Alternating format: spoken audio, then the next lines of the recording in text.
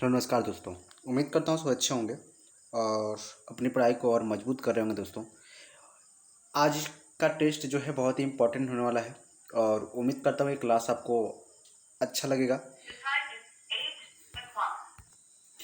तो टेस्ट बहुत ही इम्पोर्टेंट होने वाला है और आपके लिए बहुत ही लाभदायक होगा। तो अगर ये वीडियो आपको पसंद आ रहा है दोस्तों तो अपने दोस्तों के साथ शेयर एक बार जरूर कर दीजिएगा, ठीक है। चलिए स्टार्ट करते हैं आज का क्वेश्चन। क्वेश्चन क्या है देखिए ध्यान से। उपास्थि तथा हड्डियों के निर्माण और संपोषण में आवश्यक तत्व होता है, कौन होता है? देखिए, सबसे पहले हम समझते हैं उपास्थि होता क्या है। देखिए, जहाँ आप समझ सकते हैं इस तरह से कि जो जोड़ों को जोड़ों से जोड़ा जाता है ना। देखिए, जैसे आपका घुटना हो गया, तो देखिए जो घुटना होता है, ठीक है, मान लीजिए नीचे का पैर हो गया, ऊपर से आपका घुटना। तो ये जो घुटना है ना, यहाँ पर जो जोड़ों को जोड़ से क्या करता है, जोड़ता है ना, उसे आप क्या बोलते हैं, उपास्थि बोलते हैं। आप ऐसे कह सकते हैं जो सॉकेट होता है, ठीक है, दो पाइपों को जोड़ना होता है, हम लोग सॉकेट लगाते हैं। तो जो उपास्थि होता है क्या होता है, सॉकेट का काम करता है हमारे शरीर में, ठीक है। और आपको पता है हड्डी की अगर बात करें तो हड्डी में क्या पाए जाते हैं, तो फास्फोरस और कैल्शियम ही पाए जाते हैं, जो हड्डियों को मजबूत और उसका जो पोषक तत्व क्या है, मतलब इस तरह से कहें कि कैल्शियम और क्या है आपका फास्फोरस ही है। तो यहाँ पर जो राइट आंसर आपका हो जाएगा कैल्शियम हो जाएगा, यानी ऑप्शन ए नंबर क्या हो जाएगा आपका, राइट हो जाएगा, ठीक है। चलिए अब एक बात और समझते हैं। कैल्शियम का जो परमाणु क्रमांक कितना होता है, 20 होता है, ठीक है। और मैग्नीशियम का परमाणु क्रमांक कितना होता है, 12 होता है। सिलिकॉन का जो परमाणु क्रमांक होता है वो कितना होता है, 14 होता है, ठीक है। उसके बाद बात करें जिंक का, तो जिंक का जो आपका जेडियन है, इसका परमाणु क्रमांक शायद 29 होता है, ठीक है, कंफर्म नहीं है, लेकिन इसको याद रखेंगे। बाकी आपको जो भी चीज़ें आपको यहाँ पर फैक्ट जो भी बताए जाएंगे बहुत ही इंपॉर्टेंट तो होते हैं किसी भी एग्जाम के लिए, ठीक है। तो इसके किसी भी क्वेश्चन का जो एक्स्ट्रा फैक्ट होता है, ठीक है, वो सारे यहाँ पर हम डिस्कस करते हैं, ठीक है। तो उम्मीद कर रहा हूँ आपको ये सारी चीज़ें आपको अच्छी तरह से समझ में आ रहे होंगे। चलिए आगे चलते हैं, अगला क्वेश्चन देखते हैं। अगर अगले क्वेश्चन की बात करें तो देखिए यहाँ पर भोपाल गैस त्रासदी जो हुई थी दोस्तों, लगभग 1982 में हुई थी भोपाल गैस त्रासदी, ठीक है। 1982-84 के आसपास हुई थी। इसमें क्या हुआ था कि एक कार्बाइड फैक्ट्री था दोस्तों। उस फैक्ट्री में क्या हो गया था कि एक गैस का रिसाव हो गया था, जिसको हम क्या बोलते हैं, भोपाल गैस त्रासदी के नाम से जानते हैं। और यहाँ पर लाख मतलब कईयों लोगों का हुआ डेथ हुआ था इस गैस से, ठीक है। यानी एक गांव ऐसे कहें कि मतलब पूरा उस गांव ही उजड़ गया था। आज भी इसका कुछ असर वहाँ पर देखा जाता है दोस्तों। भोपाल गैस त्रासदी की बात करें तो इसमें जो गैस का रिसाव हुआ था, इस पर एक फिल्म भी बना है जिसमें राजपाल जो है, आप जानते होंगे राजपाल को, तो वे इनमें भूमिका निभाए। तो आपको देखना चाहिए फिल्म, किस तरह से जो फैक्ट्री हुई थी दोस्तों, कांग्रेस के समय में हुआ था। और फिर मतलब बहुत ही भयानक दृश्य था दोस्तों वो, ठीक है। अब देखिए यहाँ पर मिथाइल आइसोसाइनेट की बात करें तो यही इसका क्या हो जाएगा, राइट आंसर हो जाएगा। यानी भोपाल जो गैस त्रासदी थी वह मिथाइल आइसोसाइनेट से हुई थी, ठीक है। बात करें कार्बन मोनोऑक्साइड की, तो आपको पता है जो कार्बन मोनोऑक्साइड होता है, ठीक है, ये आपका एक ऐसे क्या है, ग्रीन हाउस गैस है, ठीक है। क्या है, ग्रीन हाउस गैस है जो है कार्बन मोनोऑक्साइड, ठीक है। CO होता है इसका संकेत। कार्बन मोनोऑक्साइड में अगर आप H2 जोड़ देते हैं तो इसको बोलते हैं कार्बन मोनोऑक्साइड में अगर H2 जोड़ दें तो इसको बोलते हैं जल गैस बोलते हैं। अगर कार्बन मोनोऑक्साइड में आप N2 जोड़ दें, ठीक है, तो इसको बोलेंगे क्या आप ये आपका क्या कहलाएगा, सॉरी, प्रोड्यूसर गैस इसको बोलेंगे। N2 को बोलेंगे, इसको प्रोड्यूसर गैस बोलेंगे, और इसको बोलेंगे वाटर गैस, ठीक है। तो ये चीज़ें होंगे इसको कार्बन मोनो, मतलब क्वेश्चन बन सकता है कि कार्बन मोनोऑक्साइड आप और H2O क्या कहलाते हैं, ठीक है, या कार्बन मोनोऑक्साइड और N2O क्या कहलाते हैं। तो याद रखिएगा ये प्रोड्यूसर गैस होता है, ठीक है, और ये वाटर गैस होता है। ये दोनों चीज़ आपको याद रखने होंगे। फास्फिन की बात करें तो फास्फिन का जो संकेत होता है वो क्या होता है, PH3 होता है। क्या होता है, PH3 संकेत होता है किसका, फास्फिन का, ठीक है। तो ये सारी चीज़ आपको अच्छी तरह से समझना। क्लोरीन जो है ये आपका एक अधातु होता है दोस्तों, एक गैस है। जितने भी साधारण जितने भी गैसें होती है सब क्या होती है, अधातु होते हैं, ठीक है। तो इसको आप याद रखेंगे। तो क्लोरीन का जो परमाणु क्रमांक होता है कितना होता है, 17 होता है, ठीक है। ये सारी चीज़ आपको याद होनी चाहिए। चलिए आगे चलते हैं, अगला क्वेश्चन देखते हैं। अगला क्वेश्चन क्या कर रहा है यहाँ पर देखें। तो निम्न में से कौन सी गैस जिसे एक कॉलम्स में गोताखोरों द्वारा सांस लेने के लिए ऑक्सीजन में मिलाया जाता है। देखिए, जो ऑक्सीजन में मतलब जो गोताखोर होते हैं अपने ऊपर एक सिलेंडर रखे होते हैं, तो उसमें जो है ऑक्सीजन होता है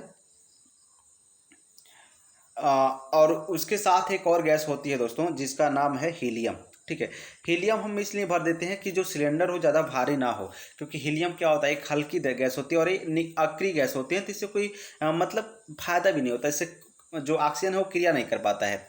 ठीक है, तो हीलियम गैस को एक तो हल्का रखने के लिए भरते हैं और एक ये अक्रिय गैस है इसलिए भरा जाता है। देखिए समझिए बात को। तो इसमें जो राइट इसका आंसर की बात करें तो राइट आंसर क्या हो जाएगा, राइट आंसर जो है वो आपका ऑप्शन नंबर सी ही हो जाएगा, यानी हीलियम गैस। इसका संकेत क्या होता है, एच होता है। ठीक है, और जो आपका अल्फा कण होता है वह हीलियम का नाभिक होता है, इसको पूछा था क्वेश्चन में। नाइट्रोजन की बात करें तो जो चिप्स के पैकेट होते हैं दोस्तों, इसको हम भरते हैं, चिप्स के पैकेट में नाइट्रोजन भरा जाता है, यानी उसके ऑक्सीकरण को रोकने, यानी वो खराब ना हो। यानी खराब क्यों होता है, तो उसका ऑक्सीकरण हो जाता है, जब ऑक्सीकरण हो जाता है दोस्तों तो वह क्या होते हैं, खराब हो जाते हैं। ठीक है, तो उसको रोकने के लिए क्या भरा जाता है, यानी आपसे क्वेश्चन सीधे पूछता है कि चिप्स के पैकेट में क्या भरा जाता है, कौन सी गैस होती है, तो नाइट्रोजन गैस होती है। ठीक है, हाइड्रोजन की बात करें तो आपको पता है हाइड्रोजन जो गैस होती है दोस्तों, इसको आवर्त सारणी में इसका कोई एक निश्चित स्थान नहीं है, इसलिए इसको आवारा तत्व का संज्ञा दिया गया है। दूसरी चीज, हाइड्रोजन गैस जो होता है दोस्तों, इसके 3 समस्थानिक पाए जाते हैं। ठीक है, हाइड्रोजन होगा, एक ड्यूटेरियम हो गया और ट्राइटेरियम हो गया। ठीक है, ये 3 चीजें पाए जाते हैं हाइड्रोजन गैस के।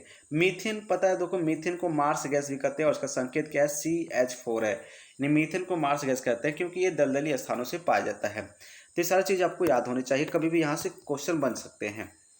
आगे चले अगला क्वेश्चन देखते हैं। न्यूटन की गति का जो प्रथम नियम है वो क्या कहलाता है। देखिए, न्यूटन के जो गति का जो प्रथम नियम है यह जड़त्व का नियम कहलाता है, क्योंकि पहले जड़त्व की ही बात कही गई थी। ठीक है, मतलब जड़त्व, और गैलीलियो ने इसका मतलब एक तरह से कहा कि गैलीलियो ने इसके बारे में पता किया था। तो जड़त्व किसे एक क्या है, गैलीलियो की बात करें तो जड़त्व किसी वस्तु का एक गुण होता है जो अपनी अवस्था को बनाए रखने का प्रयत्न करता है। अब देखिए, जड़त्व की बात करें तो जड़त्व 3 प्रकार से हो जाते हैं। एक आपका होता है गति का जड़त्व, एक आपका विरामावस्था का जड़त्व और ये आपका दिशा का जड़त्व होता है। क्या होता है, दिशा का जड़त्व। ठीक है, तो 3 तरह के जड़त्व होते हैं। ठीक है, गति का, विरामावस्था का और दिशा का जड़त्व है। अब बात करें गति के जड़त्व में क्या होता है, तो इसका एक आता है कि अगर जब कोई वस्तु गति करता है तो वह गति करना चाहेगा। ठीक है, जब तक इस पर बाह्य फोर्स ना लगा जाए, यानी बाहर से कोई बल ना दिया जाए। इसी यही कारण क्या होता है दोस्तों, लाइट जाने के बाद भी कुछ देर तक पंखा क्या होता है, चलता रहता है। विरामावस्था की जड़त्व की बात करें तो ये एक आता है कि अगर कोई वस्तु रुका हुआ है तो वह रुका रहना चाहेगा जब तक उस पर कोई बाहर से कोई फोर्स ना दिया जाए। अब विरामावस्था का जड़त्व ये हो गया, यानी यही कारण है दोस्तों कि जब बस क्या होता है कि एकाएक चलता है तो यात्री जो होता है वो पीछे की तरफ मतलब झुक जाता है। ठीक है, यह कहता है कि अगर कोई वस्तु किसी दिशा में चल रहा है तो वह उसी दिशा में चलना जाएगा अगर उसको आप बाहर से फोर्स ना करें। यही कारण है कि दोस्तों जब हम चलती हुई बस से उसके विपरीत दिशा में जाने की कोशिश करते हैं, यानी कूदने की कोशिश करते हैं, तो हम गिर जाते हैं। ठीक है, तो बस यही कारण है सारी चीज़ें। तो जड़त्व के नियम को हम क्या कहते हैं, गैलीलियो का नियम, न्यूटन का प्रथम नियम कहते हैं। यानी टोटल में अगर न्यूटन की प्रथम नियम की बात करें तो अगर कोई वस्तु जिस अवस्था में है वह उसी अवस्था में ना चाहेगा, मतलब अगर कोई गति कर रहा है तो गति में, रुका है तो रुका में, और जिस दिशा में चल रहा है उसी दिशा में चलना चाहेगा जब तक उस पर बाहर से कोई फोर्स ना करेंगे। ठीक है, इसको आप याद रखेंगे।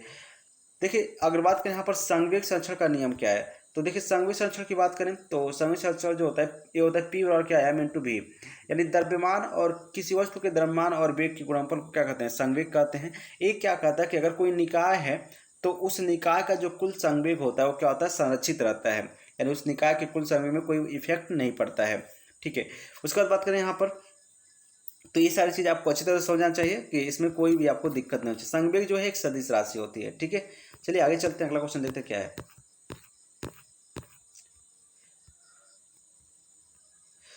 निम्न में से जो जैव सेल कौन सा है। देखिए, जैव सेल की बात करें तो ये कौन सा है, इसको हम देख लेते हैं।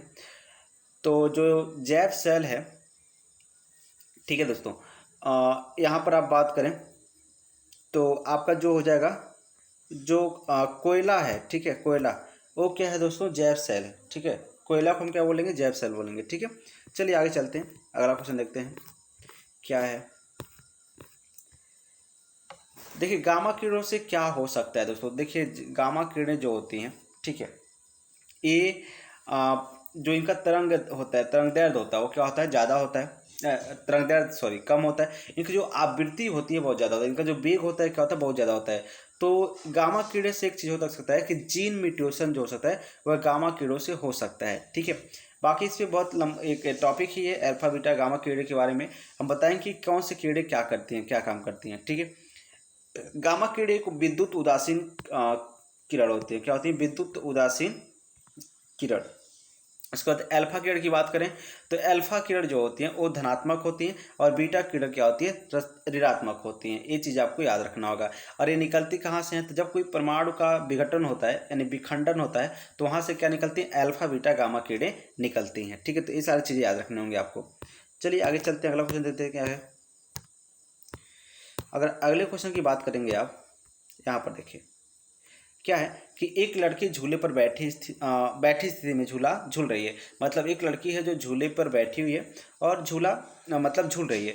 तो उस लड़की के खड़े हो जाने पर दोलन का आवर्त क्या होगा, आवर्तकाल क्या होगा, यानी घटेगा, बढ़ेगा या अपरिवर्तित रहेगा। देखिए ध्यान से, आवर्तकाल क्या होता है कि जब कोई दोलन गति कर रहा है तो एक दोलन का मतलब क्या है, आप यहाँ से गए, आप यहाँ से गए और फिर यहाँ से गए और फिर यहाँ से वापस यहाँ गए, तो इसे आप क्या बोलते हैं, एक दोलन बोलते हैं। तो जो किसी दोलन का जो आवर्त काल है, ठीक है, वह है अगर लड़की बैठी है तो उसका जो पूरा गुरुत्व भार क्या होता है, एक गुरुत्व भार पे डिपेंड करता है। जो इसका पूरा गुरुत्व भार होगा एक पॉइंट पे होगा और जब ये खड़ा होगी तो क्या हो जाएगा, फैल जाएगा। जिससे क्या होगा कि इसका जो आपका क्या होगा, दोलन काल होगा वो क्या हो जाएगा, कम हो जाएगा। क्या हो जाएगा, दोलन काल क्या हो जाएगा, कम हो जाएगा। समझ में आ गया। ठीक है, यानी दोलन काल जो है गुरुत्व भार जितना अधिक होगा उतना अधिक होगा और जो मतलब गुरुत्व भार जितना कम होगा उतना ही वह कम होगा। ठीक है, याद रखिएगा। तो जब कोई बैठा हुआ है तो उसका गुरुत्व भार एक ही जगह होती है और जब वो खड़ा रहता है तो वह फैल जाता है, जिससे उसका जो दोलन है क्या होता है, कम हो जाता है। ठीक है, चलिए आगे चलते हैं, अगला क्वेश्चन देखते हैं क्या है। यदि हम भूमध्य रेखा से ध्रुवों की ओर जाते हैं, देखिए ये आपका क्या है दोस्तों, ये आपका है पृथ्वी है और ये इसका क्या है, भूमध्य रेखा है और ये क्या है, पोल है यानी ध्रुव है। तो देखिए ये भूमध्य रेखा से जब हम ध्रुव की तरफ जाएंगे, यानी इधर आइए चाहे इधर जाइए, तो आपका जो जी का मान क्या होता है, बढ़ जाता है। जी का मान क्या होता है, बढ़ता है भूमध्य रेखा से जब हम ध्रुव को जाते हैं। ठीक है, तो सबसे बड़ा जो वृत्त होता है दोस्तों वह भूमध्य रेखा वृत्त पर खींचा गया वृत्त होता है, यानी विषुवत रेखा, इसी को कहते हैं भूमध्य रेखा को। ठीक है, बात करें दोस्तों कि यहाँ पर भूमध्य रेखा के अगर हम चाहे ध्रुव कर चलेंगे तो आपका क्या होगा, जो जी का मान होगा वह क्या जाएगा, बढ़ जाएगा। तो इसको भी आप याद रखेंगे। चलिए आगे चलते अगला क्वेश्चन देखते हैं क्या है। जी का अगर मान की बात करें तो जो जी का मान होता है ना, जी का मान ये होता है 9.8 मीटर पर सेकेंड स्क्वायर। ठीक है, जी का जो मान होता है, जी कैपिटल ए स्मॉल जी का मान है। कैपिटल ए स्मॉल जी एक गुरुत्वीय त्वरण इसको बोलते हैं। जो कैपिटल जी का मान होता है इसको बोलते हैं गुरुत्वाकर्षण नियतांक बोलते हैं और ये होता है 6.67 गुणे 10⁻⁻11 होता है। ठीक है, इसको भी आप याद रखेंगे तो कभी भी पूछा जा सकता है यहाँ पर से क्वेश्चन। ठीक है, चलिए आगे चलते अगला क्वेश्चन देखते हैं। पहाड़ी पर चढ़ता एक व्यक्ति आगे की ओर झुक जाता है, तो इसका मतलब क्या है दोस्तों कि जो सारी अस्थायित्व बढ़ाने के लिए, अपनी अस्थायित्व को बढ़ाने के लिए ऐसा वो करता है, बाकी और कोई कंडीशन नहीं है। ठीक है, समझ में आ गया। चलिए आगे चलते हैं, अगला क्वेश्चन देखते हैं क्या है और इसको अच्छी तरह से समझेंगे दोस्तों। उम्मीद करता हूँ सारी चीज़ आपको अच्छी तरह से समझ में आ रही होंगी। पहाड़ी पर चढ़ता एक व्यक्ति आगे की ओर झुक जाता है, तो अभी हमने क्वेश्चन किया कि अस्थायित्व बढ़ाने के लिए ऐसा वो कर लेता है। आगे चलते हैं, देखिए अगला क्वेश्चन क्या है। वर्णांधता के वाहकों का काम कौन से व्यक्ति करते हैं। देखिए जो वर्णांधता है, देखिए ये एक आनुवांशिक बीमारी है दोस्तों, जो अपने माता पिता से, यानी माता पिता ना कहें तो सिर्फ माता से वह क्या करें, संतानों में क्या होता जाता है। देखिए तो वर्णांधता इसमें क्या होता है दोस्तों, इसमें होता ये है कि कोई व्यक्ति जो होता है, वैसे जो दृष्टि एक तरह का दृष्टि दोष है। दृष्टि दोष की बात करें तो ये 3 तरह के दृष्टि दोष होते हैं, निकट, ठीक है, दूर और जरा, और आपका जो एक होता है अबिंदुकता, अबिंदुकता, और एक आपका क्या है, वर्णांधता। ये टोटल 5 तरह के दोष आपके मतलब आँख में हो सकते हैं, वर्णांधता। ठीक है, ये 5 तरह के हो सकते हैं। आप कहेंगे क्या है दोस्तों, तो निकट दृष्टि दोष में क्या होता है कि इसमें जो है आपका निकट की वस्तुएं जो होती हैं वो स्पष्ट दिखाई देती हैं, लेकिन दूर की वस्तुएं स्पष्ट नहीं दिखाई देती हैं। और इसके लिए हम क्या करते हैं, जो अवतल लेंस होता है ना, इसका प्रयोग करते हैं। क्या करते हैं, अवतल लेंस का प्रयोग करते हैं। इसको याद रखिएगा, अवतल लेंस लगे चश्मे का प्रयोग करते हैं। दूर दृष्टि दोष की बात करें तो इसमें आपका ठीक उसका उल्टा हो जाएगा। इसमें आपके जो हैं दूर की वस्तुएं नहीं दिखाई देंगी, जबकि नज़दीक की वस्तुएं दूर दृष्टि में दूर की वस्तुएं दिखाई देंगी, जबकि नज़दीक की वस्तुएं नहीं दिखाई देंगी। यानी जो दृष्टि दोष है वह दिखाई देंगी, है ना, वहाँ की वस्तु दिखाई। अगर निकट है तो निकट की वस्तुएं दिखाई देंगी, अगर दूर दृष्टि दोष है तो दूर की वस्तुएं दिखाई देंगी। एक है जरा दृष्टि दोष। इसमें होता क्या है, यह ना ही इसमें दूर की वस्तुएं स्पष्ट दिखती हैं और ना ही निकट की वस्तुएं स्पष्ट दिखती हैं। तो मतलब दोनों तरह के होते हैं, ठीक है। इसमें तो द्विफोकस वाले लेंस लगे चश्मे का प्रयोग करते हैं। मतलब इसमें इस तरह का चश्मे का प्रयोग किया जाता है। जैसे मान लीजिए ये आपका चश्मा है, ठीक है। इसमें जो है इस तरह का चश्मा प्रयोग किया जाएगा कि ऊपर क्या लगा दिया जाए, ऊपर आपका लगा दिया जाता है अवतल लेंस और नीचे का लगा जाता है उत्तल लेंस। ऊपर अवतल, इसको बोलते हैं द्वि फोकस लेंस वाले चश्मे का प्रयोग करते हैं, ठीक है, या द्वि लेंस वाले चश्मे का प्रयोग करते हैं। तो समझ में आ गया। तो निकट हो गया, दूर हो गया और जरा हो गया। बात करते हैं वर्णांधता की। तो इसमें क्या होता है, कोई व्यक्ति जो होता है इसी को बोलते हैं कलर विजन। कोई व्यक्ति होता है जो है मुख्यतः अगर बात करें तो लाल और हरे रंग में वो फर्क नहीं स्पष्ट कर पाता है। यानी अगर उसके सामने लाल और हरा रंग रख दिया जाए तो वह उसमें फर्क नहीं कर पाता है कि कौन लाल है कौन हरा रंग है। और ये मुख्यतः इसका जो वाहक होती है, ये अनुवांशिक बीमारी होता है। और ये जो मुख्यतः इसके जो वाहक होते हैं वो क्या होती हैं, स्त्रियां ही होती हैं। यानी ये स्त्रियां से उसके बच्चों में जाता है, ठीक है। तो ये चीज़ें भी अच्छी तरह से आप समझ गए होंगे। चलिए आगे चलते हैं, अगला क्वेश्चन देखते हैं। यहाँ पर देखें, अच्छा एक और चीज बचा हुआ है। हमने कहा वर्णनता हो गया। अबिंदुकता, इसमें क्या होता है कि अगर एक ही स्थान पर एक क्षैतिज वस्तु है और एक ऊर्ध्वाधर वस्तु है, तो अगर कोई व्यक्ति देखेगा तो जब इसको देखेगा, इस वाले को देखेगा तो इसको स्पष्ट नहीं देख पाएगा, यानी इस वाले को स्पष्ट नहीं देख पाएगा नीचे वाले को। लेकिन अगर जब नीचे वाले को देखेगा तो इस वाले को स्पष्ट नहीं देख पाएगा। इसमें क्या है कि एक ही स्थान पर रखे दो वस्तुओं के, क्षैतिज और ऊर्ध्वाधर वस्तुओं में, वह एक साथ उसको नहीं देख पाएगा। यानी एक साथ इसका प्रतिबिंब कहाँ, रेटिना पर नहीं बन पाएगा, ठीक है। याद रखिए, जो वस्तु का प्रतिबिंब होता है कहाँ बनता है, रेटिना पर ही बनता है, ठीक। अब बात करें अगले क्वेश्चन की, तो अगला क्वेश्चन देखते हैं क्या है, कर है मनुष्य में रुधिर वर्ग होते हैं, इसका पता किस वैज्ञानिक ने लगाया था। तो देखिए, जो इसमें बोलते हैं मनुष्य में रुधिर वर्ग होते हैं, इसका पता स्टेनले मिलर ने लगाया था। देखिए, रुधिर वर्ग होते हैं, इसका पता किसने, स्टेनले मिलर ने लगाया था, ठीक है।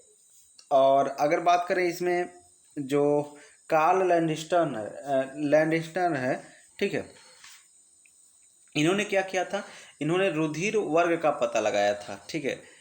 इन्होंने क्या किया था, जो कार्ल लैंडस्टर हैं, इन्होंने क्या किया था, कार्ल लैंडस्टर ने इन्होंने रुधिर वर्ग की पता लगाए थे। देखिए, मनुष्य में रुधिर वर्ग होता है, इसका पता किसने लगाया था, ईस्टर ने लगाया था। लेकिन कौन कौन रुधिर वर्ग होते हैं, एक किसने किया था, कार्ल लैंडस्टर ने इसका पता लगाया था, ठीक है।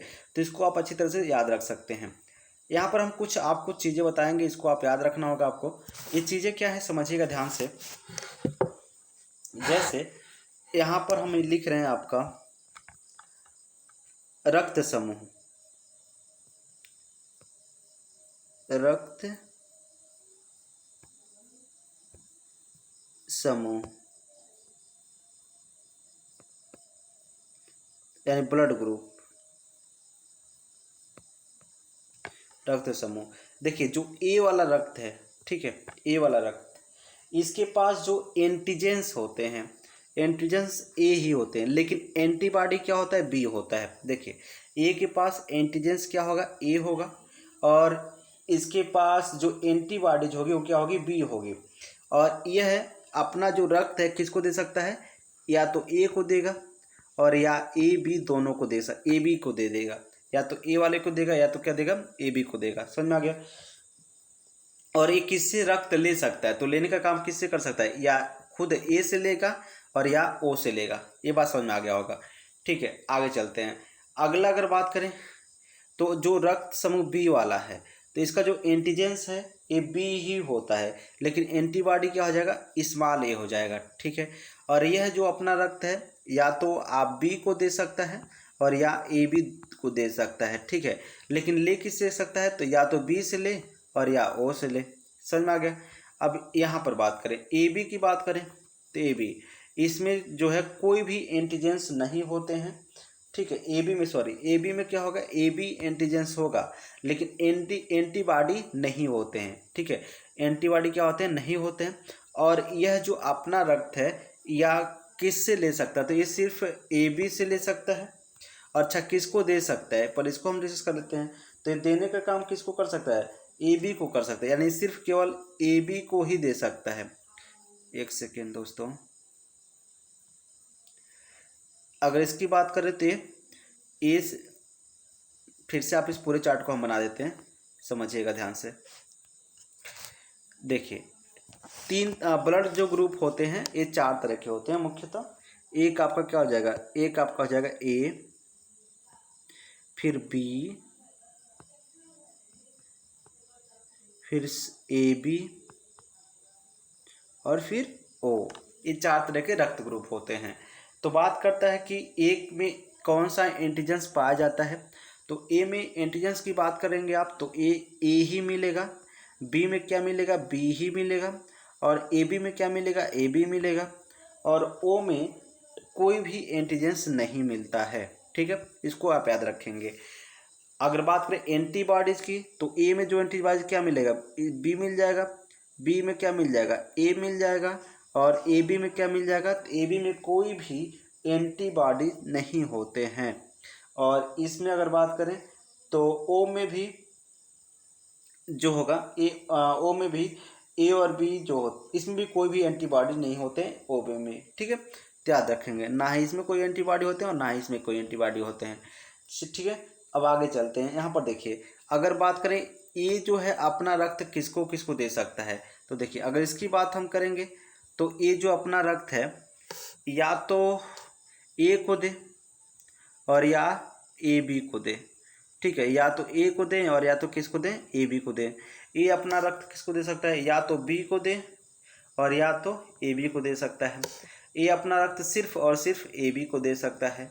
और वो जो अपना रक्त है, ठीक है, वो क्या कर सकता है, किसी की भी मतलब सर्वदाता होता है, ठीक है, किसी को भी दे सकता है, यानी ये सबको दे सकता है। आल क्या ले देते हैं, आल, ये सभी को दे सकता है अपना रक्त ओ। इसीलिए क्या बोलते हैं, इसको हम सर्वदाता बोलते हैं। इसमें भी जो ओ माइनस होता है उसकी हम बात करते हैं, वही क्या है, सर्वदाता होता है, ठीक है। फिर अगली बात करें तो यहाँ पर अगर आप ध्यान से देखें तो एक किससे अपना रक्त प्राप्त कर सकता है, अभी तो दे रहा था, अब किससे प्राप्त कर सकता है, तो या तो ए इसको दे दे या तो ओ से ले लें, ठीक है। इसको या तो बी दे दे और या तो ओ ले लें, ओ से दे दे, यानी इसको सिर्फ ओ दे, या तो ए बी देगा या तो ए बी वाला दे दे और या क्या दे दे, ओ वाला दे दे, ठीक है। यानी इसको जो है ये मतलब सभी लोग इसको दे सकते हैं, ऐसे समझिए। इसको जो है सभी लोग दे सकते हैं, ए भी दे सकता है, बी भी दे सकता है और ए भी दे सकता है, मतलब ए भी दे दिया और फिर ओ भी दे दिया, ठीक है। तो इसको आप क्या कर लें, सभी लोग दे सकते हैं इसको, ठीक है। इसे भी आप याद रखेंगे। इसीलिए हम क्या बोलते हैं, जो आपका क्या है ए बी है, ठीक है, इसको बोलते हैं सर्वग्राही, मतलब ये सभी से ले सकता है। और ओ माइनस को क्या बोलते हैं, सर्वदाता है, मतलब ये सबको दे सकता है, ठीक है। ओ वाला सिर्फ किससे ले पाएगा, ओ वाला सिर्फ ओ से ही ले पाएगा, ठीक है, बाकी किसी से नहीं ले पाएगा, ठीक है। ओ सिर्फ किसी ले ओ से लेता है, लेकिन बाकी किसी से भी नहीं ले पाता, ठीक है। तो सर्वदाता कौन है, ओ माइनस, ठीक है। ओ अगर ऑप्शन में ओ है तो ठीक है, लेकिन इसमें जो ओ माइनस है वही क्या कहलाता है, सर्वदाता कहलाता है, ठीक है। बाकी सर्वग्राही कौन है, तो ए भी क्या है, सर्वग्राही है। तो ये चीज़ें आपको याद रखने होंगे, ठीक है। चलिए आगे चलते हैं, अगला क्वेश्चन देखते हैं। अगला क्वेश्चन क्या कह रहा है, अगर अगले क्वेश्चन की बात करेंगे आप, जब किसी बोतल में पानी भरा जाता है तो उसे जमने दिया जाता है तो बोतल टूट जाती है। देखिए, जब कोई सी बोतल में आप पानी भर करके फ्रिज में रख दीजिए, ठीक है, तो वह अगर पूरा पानी भरा हुआ है, एकदम कोई भी अगर जगह खाली नहीं है, तो आप उसको जब रखिएगा ना तो क्या हो जाएगा, बोतल क्या हो जाएगा, टूट जाएगा, फूट जाएगा। यही कारण है, आपसे क्वेश्चन पूछता है कि ठंडे दिनों में जो पाइप के नली होते हैं क्या होते हैं, फट जाते हैं। होता क्या है कि जब उसमें पानी भरा होता है ना, उसमें पानी भरा होता है, तो जब टेम्परेचर कम होता है तो वो पानी क्या बर्फ़ जमता है, और जब बर्फ़ जमता है तो उसका आयतन क्या होता है, बढ़ता है, जिससे आयतन बढ़ने से वो जो जगह होती है वो कम पड़ जाती है, जिससे वह फैलाता है, जिसके कारण वह क्या होती है, टूट जाती है। तो यही कारण है कि यहाँ पर हम क्या कह सकते हैं कि पानी जमने पर फैलता है, तो ऑप्शन नंबर डी क्या हो जाएगा, राइट हो जाएगा। यानी पानी जमने पर इसका आयतन क्या होता है, बढ़ जाता है। चलिए आगे चलते हैं, अगला क्वेश्चन देखते हैं क्या है। ऑटोसोम होता क्या है। देखिए, जो ऑटोसोम होता है या तो लिंग गुणसूत्र हो सकता है या इसके अतिरिक्त अन्य गुणसूत्र भी हो सकते हैं। लिंग गुणसूत्र की बात करें तो मनुष्य में जो 22 जोड़ी हैं, ठीक है, टोटल गुणसूत्रों की संख्या कितनी है भाई, 46 होती हैं। अगर बात करें मैन में, तो मैन में जो 22 जोड़ी होती हैं वह क्या होती हैं, अलिंग गुणसूत्र होते हैं, ठीक है। लेकिन जब सिर्फ यानी सिर्फ ये क्या होता है, एक्स एक्स होता है, जो जो एक जोड़ी होती है वो क्या होती है, एक्स वाई होता है, ठीक है। जो जेंट्स में होता है उसमें जो 23 टोटल जो मत होता है क्या होता है, वह आपका 23 जोड़ी होती है, यानी वह सब क्या होता है, एक्स एक्स होता है, ठीक है। तो इसीलिए कहा जाता है कि जो मतलब जो मनुष्य में जो होता है उसको क्या बोलते हैं, शुक्राणु बोलते हैं। क्या होते हैं, शुक्राणु होते हैं। तो एक शुक्राणु में कितने आपके पाए जाते हैं, आपके ऑटोसोम्स, तो एक शुक्राणु में टोटल 23 जोड़ी ऑटोसोम्स पाए जाते हैं। चाहे उन ये मतलब अगर मनुष्य की बात करें तो उसके शुक्राणु में, और अगर मतलब फीमेल की बात करें तो उसके अंडा में, ठीक है, अंडे में। समझा गया ना। तो इसमें क्या होता है कि कितने पाए जाते हैं, 23 जोड़ी पाए जाते हैं।